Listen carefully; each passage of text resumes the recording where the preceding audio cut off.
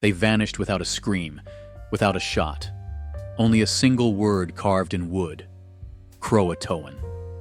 And for over 400 years, no one's been able to tell where they went. The lost colony of Roanoke isn't just America's oldest unsolved mystery. It's a scar on the first page of our history. A colony of 117 men, women, and children. Gone, like smoke through fingers. Tonight, we're digging into what really happened on that lonely island off the Carolina coast, and why the truth may be more tragic and far closer than anyone wanted to believe.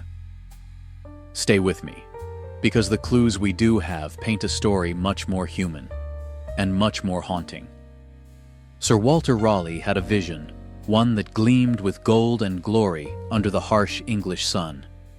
In 1584, he sent his men west across the Atlantic, chasing a dream that could never be caught.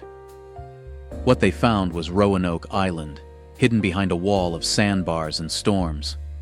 And to their eyes it was Eden, sheltered, fertile, defended by the sea. It wasn't just land, it was opportunity waiting. They sent back tales of friendly natives, endless food, soft breezes. It was all half-truths and wishful thinking, but to Raleigh's court, it sounded like destiny itself. The first settlers, in 1585, didn't come to plant a future. They came hunting for treasure. Soldiers and adventurers, not farmers. They burned native villages over missing trinkets. They demanded food they didn't earn. They made enemies where they desperately needed friends. When starvation loomed and their leader, Ralph Lane, murdered the local chief, the writing was on the wall. The whole rotten experiment collapsed faster than a tent in a hurricane. They bolted at the first sign of a rescue ship, leaving behind 15 men and a lot of angry locals. But Raleigh wasn't ready to bury his dream in the Carolina sand. He tried again, this time different. In 1587, John White was put in charge, a painter, not a fighter. And with him came real settlers, men, women, even children. 17 women and 9 boys, all hoping to build a future from nothing but wilderness, including White's own daughter, and his newborn granddaughter, Virginia Dare, the first English child born in America. They didn't plan to settle on Roanoke Island. Their true destination was farther north, the Chesapeake Bay, safer, richer. But the ship's captain, a pirate named Simon Fernandez, had other plans. He dumped them at Roanoke like cargo he didn't want to carry a mile more. And with that, the colonists were stranded in a place already soaked in bad blood. Still, they tried. They repaired the broken palisades. They baptized Monteo, their Croatoan ally, making him Lord of Roanoke. They planted what they could. But they knew it wasn't enough. When their supplies began to run dry, they begged White to return to England, to bring help. He didn't want to leave. He left anyway. He promised to be back by spring. Instead, war broke out with Spain. Ships were seized, ports were blockaded, and John White couldn't come home. 3 long years passed. When White finally clawed his way back to Roanoke in 1590, he found nothing but silence. The fort was empty. The houses dismantled, not destroyed. No bodies, no blood, no graves. Just one word, carved deep into a post: CROATOAN. And on another tree nearby, Crow. It was the sign they had agreed on.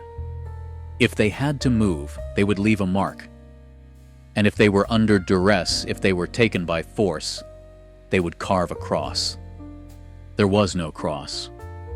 White took it as a message of hope.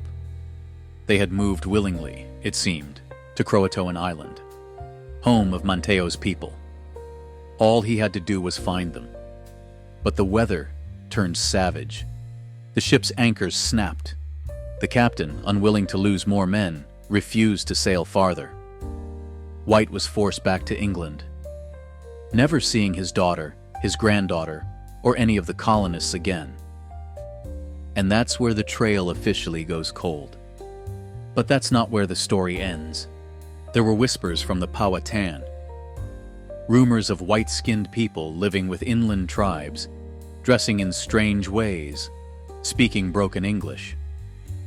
Some said Powhatan himself ordered the slaughter of settlers who had wandered too far. Archaeologists found English pottery on Hatteras Island, alongside Native American artifacts, fragments of a vanished life.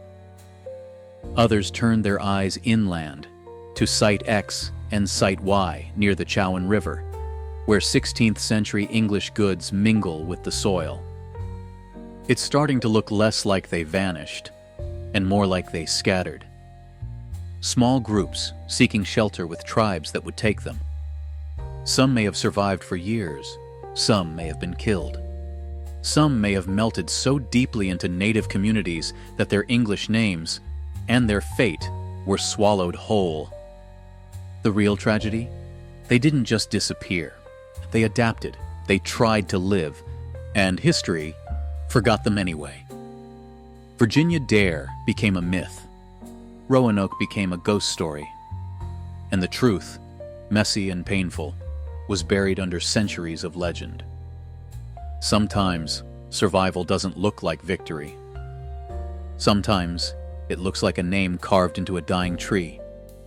And sometimes, it looks like silence. If you're drawn to stories like these, where every answer leads to more questions, subscribe to Chalk and Silence. There's always another mystery waiting just around the bend.